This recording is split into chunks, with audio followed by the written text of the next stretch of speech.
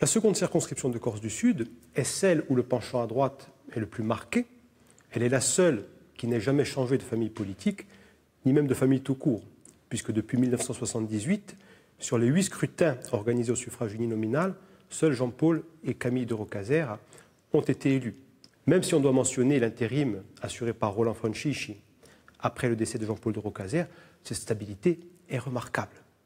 De plus, 4 de leurs 8 victoires ont été obtenues au premier tour. Et pourtant, ça ne signifie pas que tous ces succès ont été faciles. Notamment en 1997, Jean-Paul de Roccaser, alors âgé de 85 ans, l'a emporté suite à une triangulaire assez épique pour moins de 500 voix. Autre particularité, cette circonscription est celle où on a relevé le score le plus élevé jamais atteint par un candidat nationaliste. En 2012, Jean-Christophe Angelini a obtenu presque 47% des suffrages exprimés.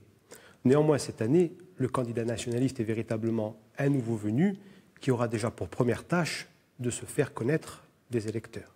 Enfin, il faut noter une spécificité dans le découpage de cette circonscription qui comprend les quartiers est d'Ajaccio, traditionnellement plus abstentionnistes et où on vote plus fréquemment Front National.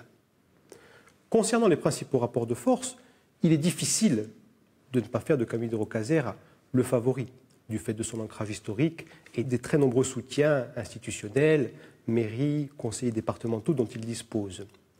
Malgré tout, si on regarde l'évolution entre 2007 et 2012, on remarque que celle-ci est plutôt négative pour lui.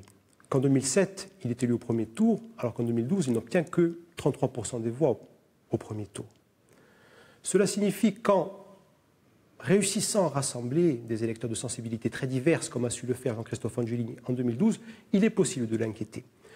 C'est une tâche très compliquée, tant la circonscription est étendue et diverse, mais qui n'est pas pour autant impossible, et c'est ce à quoi doivent s'atteler ses principaux concurrents, notamment Jean-Charles Orsuch, s'ils veulent l'inquiéter.